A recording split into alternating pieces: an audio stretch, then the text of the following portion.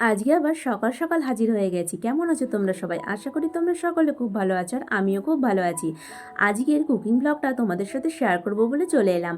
তাহলে চলো দেখে নিই আজকে আমি দুপুরে কি কি রান্না করলাম। এটা কি বলো তো? নোটের শাকের গোড়া। আমার মনে হয় তোমরা সকলেই চেনো নোটের শাকের গোড়া, আর নোটের শাকের গোড়া চচ্চড়ি সকলেই খেতে ভালোবাসে। এই নোটের শাকের গোড়া চচ্চড়ি আমার তো খেতে ভীষণ ভালো লাগে। তোমরা কারা কারা নোটের শাকের গোড়া খেতে পছন্দ করো অবশ্যই কিন্তু কমেন্টে জানিও। আর যারা খাও না তারা একবার অবশ্যই এরকম করে খেয়ে দেখো, আশা করি খেতে খুব ভালো লাগবে। আর নোটের শাকের গোড়া সাধারণত এই বর্ষাকালেই পাওয়া যায়। নোটের শাকগুলো মরে যায় আর এই সময় গোড়াগুলো একদম তুলে ফেলা হয়। নোটের শাকের গোড়াটা ভালো মতো কেটে নিয়ে ধুয়ে নিতে হবে, না হলে নোটের শাকের গোড়াতে ভীষণ পরিমাণে কাদা থাকে। শাকটা ভালো মতো ধোয়া হয়ে গেলে এখানে নিয়ে নেব মুসুরির ডাল। আজ হবে লাউ দিয়ে মুসুরির ডাল। তার জন্য ডালটা ভালো মতো ধুয়ে নেব। ডালটা ভালো মতো ধোয়া হয়ে গেলে এদিকে বসিয়ে দিয়েছি গরম জল। জলটা ভালো মতো ফুটে গেলে দিয়ে দেবো ডালটা সেদ্ধ হওয়ার জন্য। ডালটা যাতে তাড়াতাড়ি সেদ্ধ হয়ে যায় তার জন্য দিয়ে দেবো পরিমাণ মতো নুন।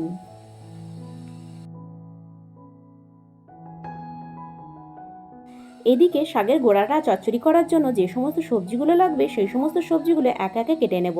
এখানে নিয়েছি 3টে ঝিঙে। ঝিঙেগুলো একদম লম্বা লম্বা করে কেটে নেব।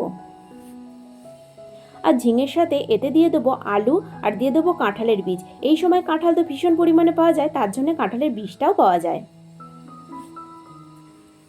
আর কাঁঠালের বীজ বেশি পরিমাণে পাওয়া গেলে কি হবে, বীজগুলো একদম থাকছে না, বর্ষার জন্য বীজগুলো একদম নষ্ট হয়ে যাচ্ছে। আর এই কাঁঠালের বীজটা দেওয়ার জন্য নোটের শাকের চচ্চড়িটা খেতে আরও বেশি ভালো লাগে। দেখো এখানে নিয়ে নিয়েছি কাঁঠালের বীজ। বীজগুলো বেশিরভাগই একদম ছাতা পড়ে গেছে, তাও যেগুলো ভালো আছে সেগুলোই দেব। তারপর বীজগুলো ভালো মতো সরু সরু করে কেটে নেব।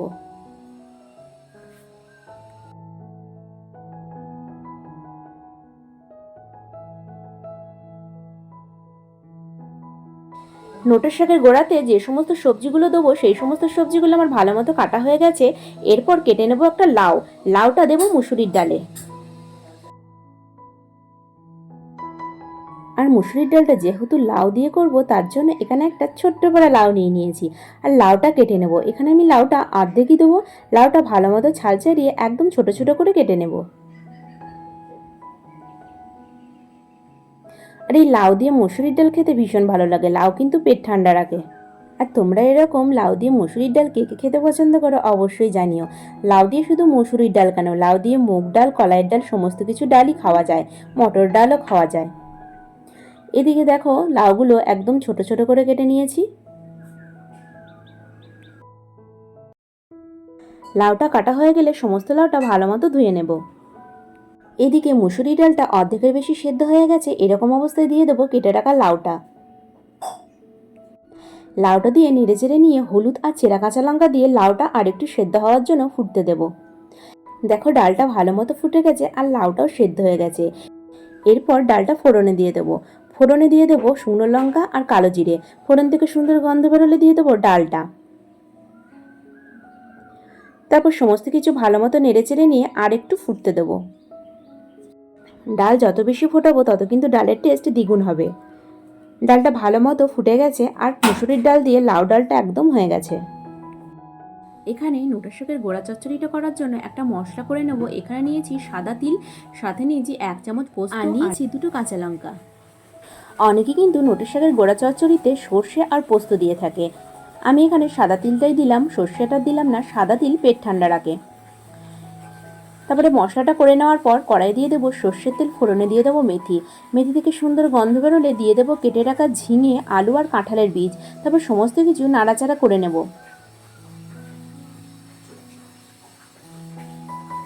যখন হালকা ভাজা ভাজা হয়ে আসবে তখন দিয়ে দেবো পরিমাণ মতো হলুদ। তারপর সমস্ত কিছু নাড়াচাড়া করে নিয়ে হালকা ভাজা ভাজা যখন হয়ে আসবে তখন দিয়ে দেবো নোটের শাকের গোড়াগুলো। প্রথমে আমি ভেবেছিলাম নোটের শাকের গোড়াটা এত শক্ত কি করে সেদ্ধ হবে, কিন্তু একদম ভালো মতো সেদ্ধ হয়ে গিয়েছিল নোটের শাকের গোড়াটা। তারপর সমস্ত কিছু নাড়াচাড়া করে নিয়ে পরিমাণ মতো নুন দিয়ে দেবো। নুন দিয়ে নেড়েচেড়ে নিয়ে ঢাকা দিয়ে দেবো।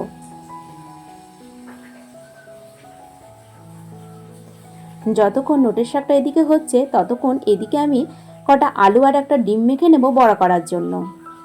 কিছুক্ষণ পর ঢাকনাটা খুলে নেব। নোটের শাকটা ভালো মতো সেদ্ধ হয়ে গেছে আর আলুগুলোও ভালো মতো সেদ্ধ হয়ে গেছে।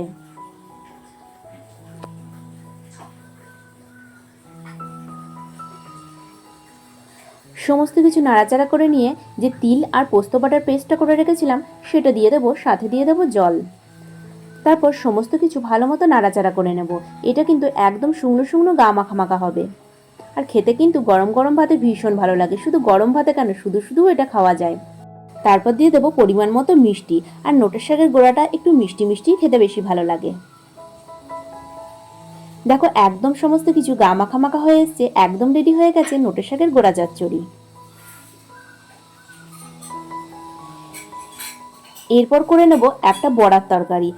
তার জন্য আলু আর ডিমটা আগে থেকে মেখে রেখেছিলাম। তেলটা গরম হয়ে গেলে দিয়ে দেবো একে একে বড়াগুলো। বড়াগুলো কিন্তু আস্তে আস্তে ভাজতে হবে, না হলে বড়াগুলো আবার গলে যেতে পারে। তারপর দুদিক ভালো মতো লাল লাল করে ভেজে নেব।